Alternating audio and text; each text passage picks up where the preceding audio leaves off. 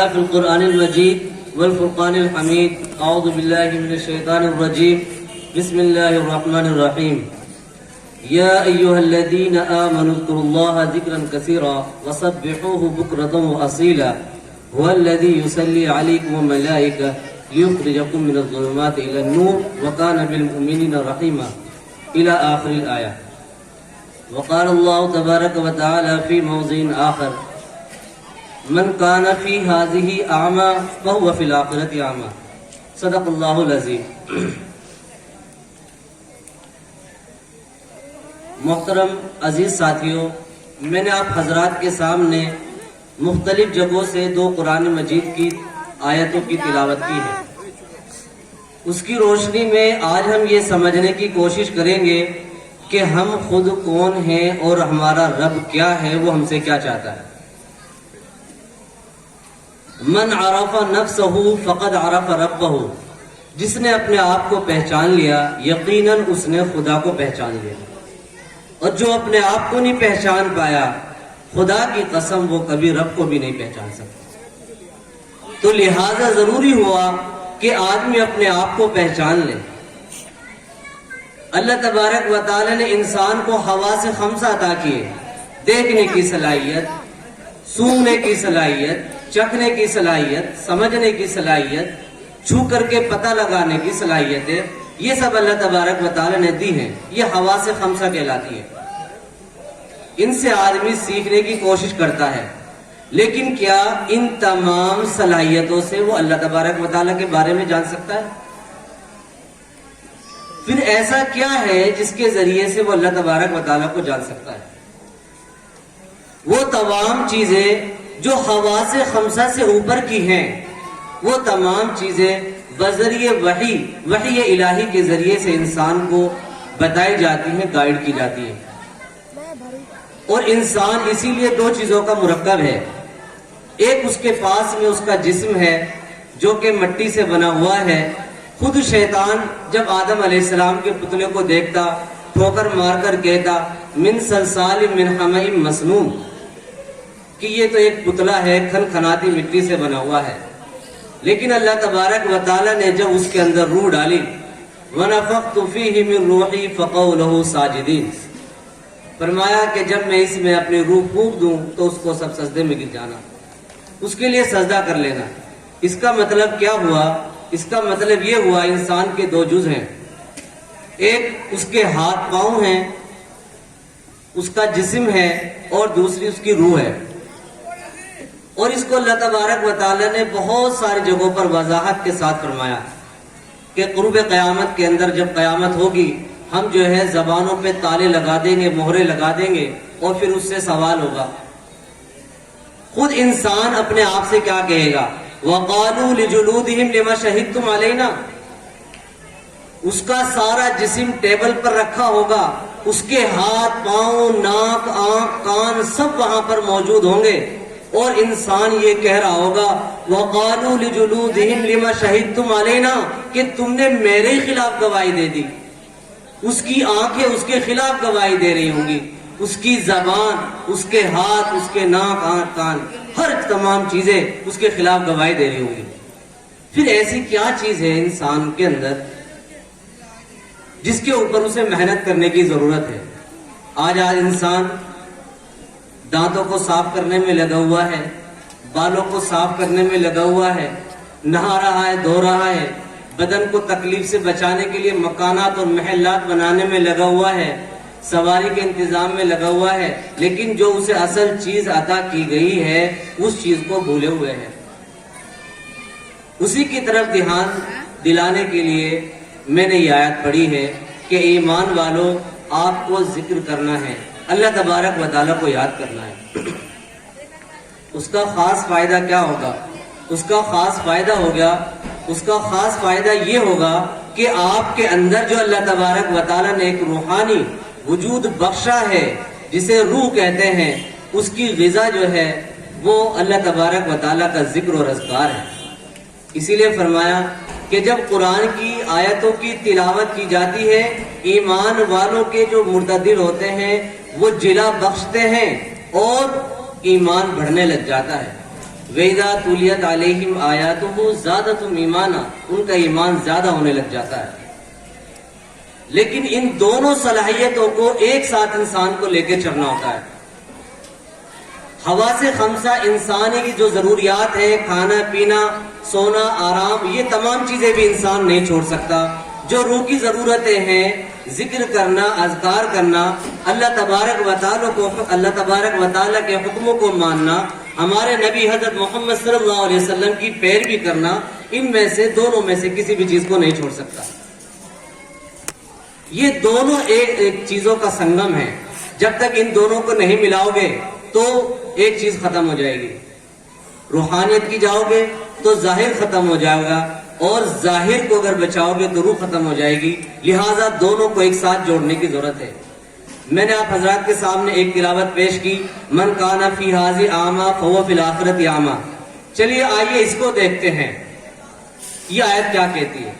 یہ آیت کہتی ہے کہ جو یہاں پر اندھا ہے وہ آخرت میں بھی اندھا ہوگا۔ بہت سارے اندھے لوگ ہیں۔ حضرت عبداللہ ابن مکتوم نابینا صحابی تھے، آنکھوں کی روشنی نہیں تھی، کیا وہ اس آیت کے زمرے میں آتے ہیں کہ وہ یہاں پر اندھے ہیں، آخرت میں بھی اندھے رہیں گے؟ کیا ایسا ہے؟ نہیں، ایسا نہیں ہے۔ قرآن اس کی دوسری جگہ فرماتا ہے افلم یسیروا فی الارض فتکون لهم قلوب یعقلون بها او آذان یسمعون بها فانها لا تعمی الابصار ولکن تعمی القلوب التي فی الصدور۔ کیا زمینوں میں نہیں گھومتے چلتے پھرتے کہ ان کی دلوں کی آنکھیں ہوتی، دلوں کے کان ہوتے، اور فرمایا کہ دل اندھے ہو جاتے ہیں، آنکھیں اندھی نہیں ہوتی۔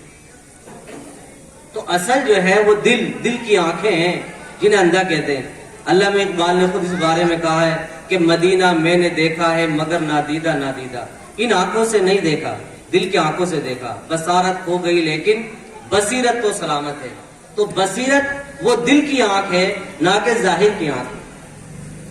یہ آیت ابھی میں نے آپ حضرات کے سامنے پڑھی کہ اندھا ہے۔ آئیے اس کو سائنس اور ٹیکنالوجی کی زبان میں سمجھنے کی کوشش کرتے ہیں۔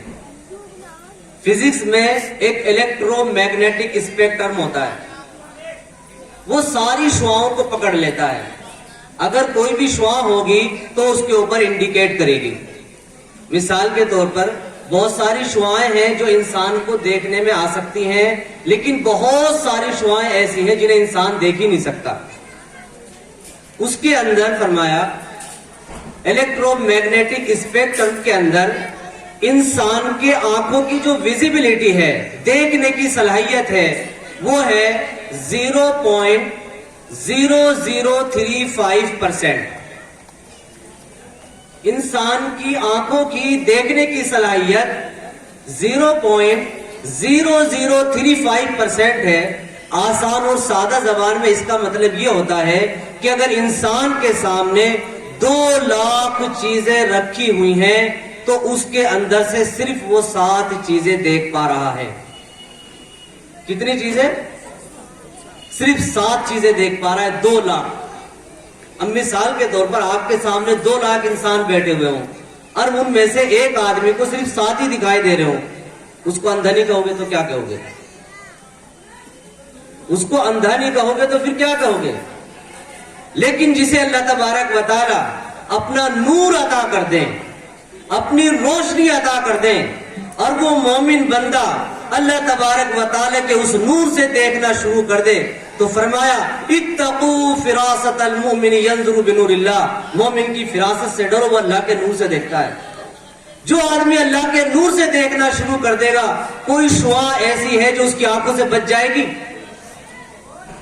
اسے 2 لاکھ سے بھی زیادہ چیزیں نظر آئیں گی۔ اسی لیے وہ اندھا ہے جسے وہ نور عطا نہیں ہوا، اور جسے وہ نور عطا ہو گیا وہ بینا بن گیا۔ اسی لیے کہا کہ یہ ظاہری آنکھوں سے زیادہ قیمتی ہے باطن کی آنکھیں۔ آج انسان سویا ہوا ہے، اس کا ضمیر سویا ہوا ہے، اس کا دل سویا ہوا ہے۔ کافروں کے بارے میں اللہ تبارک و تعالیٰ نے فرمایا، منافقین کے بارے میں ختم اللہ علی قلوبہم، اللہ تعالیٰ نے ان کے دلوں پر مہریں لگا دی ہیں، وعلی سمعہم، اور کانوں کے اوپر، وعلی ابصارہم غشاوہ، اور ان کی آنکھوں کے اوپر پردے پڑے ہوئے ہیں، انہیں اب دکھائی نہیں دیتا۔ تو یہ جو پردے ڈلے ہوئے ہیں یہ اللہ تبارک و تعالی نے جو پردے ڈال دیے ہیں، کیا ابو جہل کو دکھائی نہیں دیتا تھا دنیاوی اعتبار سے؟ آنکھیں تھی، بہت اچھا دیکھتا تھا، آواز بھی اسے صاف ستھری آیا کرتی تھی، سب چیزیں کیا کرتا تھا، لیکن دل اس کا سو گیا تھا، اس کا باطن مردہ ہو گیا تھا، تو لہذا فرمایا کہ وہ حق کی طرف رجوع نہیں کر سکتا۔ تو لہذا انسانوں کو صحیح ترقی حاصل کرنے کے لیے دو چیزوں کی ضرورت ہے، ایک ظاہری علوم سائنس ٹیکنالوجی، اور دوسرا باطنی علوم شریعت قرآن اور حدیث۔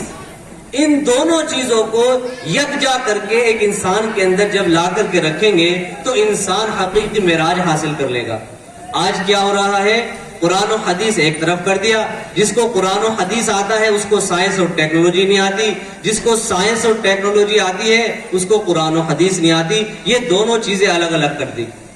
جب تک یہ دونوں چیزیں ایک ساتھ تھی اس وقت تک مسلمانوں نے پورے ورلڈ پر راج کیا، پورے ورلڈ پر راج کیا۔ آج مسلمان راج کیوں نہیں کر پا رہا؟ جو قرآن و حدیث کے جانکار ہیں وہ سائنس اور ٹیکنالوجی کے جانکار نہیں ہیں، جو ٹیکنالوجی کے جانکار ہیں وہ قرآن و حدیث کے جانکار نہیں ہیں۔ آج اس دور فتن میں ضرورت تھی ایک ایسے ادارے کے قیام کرنے کی جو دونوں چیزوں کو یکجا کر دے، ایک طرف وہ قرآن و حدیث کو پڑھا رہے ہوں، دوسری طرف سائنس اور ٹیکنالوجی کو شامل کر رہے ہوں۔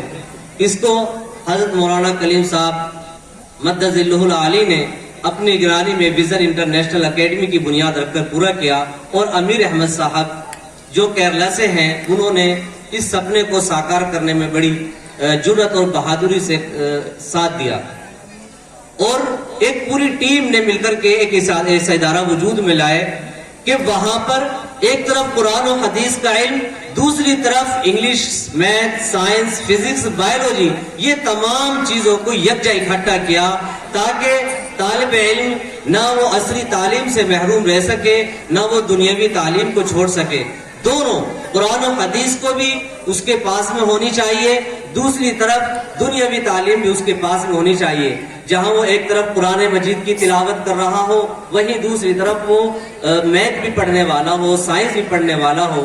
اس کے لیے ویژن انٹرنیشنل اکیڈمی جہاں صبح سے شام تک اس طریقے سے تعلیمی نظام کو بنایا گیا ہے کہ جہاں بچہ ایک طرف قرآن مجید کی تفسیر کو سیکھ رہا ہوتا ہے، حدیثوں کو پڑھ رہا ہوتا ہے، صحابہ کرام کے واقعات کو سن رہا ہوتا ہے، وہیں وہ اچھے ٹیچروں کے ذریعے سے math, science, biology, chemistry CBSE board سے سیکھ رہے ہوتے ہیں۔ یہ اس کے ادارے کی خاص بات ہے۔ میں آپ سبھی لوگوں سے اپیل کرتا ہوں کہ جو آپ کے حافظ طلبہ ہیں، وہ حافظ طلبہ جو دنیاوی تعلیم میں جا رہے ہیں، عصری تعلیم میں جا رہے ہیں، اور وہ اعلیٰ تعلیم یعنی مولویت نہیں کرنا چاہ رہے یا افتاء نہیں کرنا چاہ رہے، ان حافظ طلبہ کو عصری تعلیم کے لیے ویژن انٹرنیشنل اکیڈمی سے جوڑنے کی کوشش کریں۔ وہاں کیا خاص بات ہے کہ ان کے حفظ کی حفاظت رکھتے ہوئے ان کو اعلیٰ عصری تعلیم کے ذریعے سے ان کو مین اسٹریم میں لایا جائے گا تاکہ وہ آگے چل کر کے بہترین ڈاکٹر، انجینئر اور بہترین وکیل بن سکے۔ اب ہوتا کیا ہے، ہمارے حافظ بچہ حفظ کر لیا، 7-8 سال ہمارے اساتذہ نے اس کے اوپر بڑی محنت کی، اب وہ جاتا ہے، 16-17 سال عمر ہو جاتی ہے، اب وہ غیروں کے یہاں پر ادارے میں ایڈمیشن لینے کی کوشش کرتا ہے، عمر زیادہ ہونے کی وجہ سے بڑی کلاس میں بیٹھ نہیں سکتا، چھوٹی کلاس میں اس کو خود شرم آتی ہے، ڈسٹینس سے وہ 10ویں 12ویں کے سرٹیفکیٹ حاصل کرنے کی کوشش کرتا ہے، صلاحیت پیدا ہو نہیں پاتی، آخرکار یہ ہوتا ہے کہ وہ تعلیم چھوڑ کر کے گھر بیٹھ جاتا ہے، کیونکہ خالص سرٹیفکیٹ حاصل کر لینے سے اس کے اندر وہ معیار، وہ قابلیت، وہ صلاحیت، وہ لیاقت نہیں آ پائے گی۔ ان تمام چیزوں کی بھرپائی کے لیے ویژن انٹرنیشنل اکیڈمی ہے جو کہ صرف 3 سال کی مدت میں بچوں کو انگلش بولنے پر قادر بنا دیتا ہے، اور ہمارے 10ویں 12ویں کی جو رزلٹ ہے الحمدللہ وہ 91%، اسی بار جو 10ویں کا رزلٹ ہمارا بورڈ کا تھا 91% اس کا رزلٹ تھا بچے کا، اور 50% سے زائد بچوں کا جو رزلٹ ہے وہ 75 سے اوپر ہے۔ تو لہذا آپ تمام حضرات سے یہ درخواست ہے کہ ادارے سے جڑیں، اور کوئی بھی ایسے بچے جو حافظ کرام ہیں، آپ کے رشتہ داروں میں، تعلقات میں کہیں پر بھی ہوں، اور وہ آگے دنیاوی تعلیم میں جانا چاہ رہے ہیں، تو پہلی چوائس میں ویژن انٹرنیشنل اکیڈمی کے پاس میں آئیں اور وہاں پر انشاءاللہ اپنے بچوں کا داخلہ کرائیں. اور جو باتیں میں نے کہی ہیں کہ دونوں چیزوں کی طرف دھیان دینا ہے. آپ کا روحانی وجود بہت ضروری ہے, باطنی وجود کے ساتھ میں ظاہر بھی ضروری ہے. دونوں کو بہتر کرنے کے لیے ذکر و اذکار, نماز روزہ, تہجد, قرآن و حدیث, اللہ کے رسول صلی اللہ علیہ وسلم کی تمام باتوں پر عمل کرتے ہوئے پھر دنیا کمائیں. اس کو چھوڑ کر کے دنیا کا وجود ایمان والوں کے لیے نہیں ہے. اگر وہ چھوڑ دیں گے قرآن و شریعت کو اور پھر چاہے کتنا بھی دنیا کما لیں, وہ سب بیکار اور رائج. اللہ تبارک و تعالی ان باتوں پر عمل کرنے کی توفیق عطا فرمائے. وآخر دعوانا الحمدللہ رب العالمین.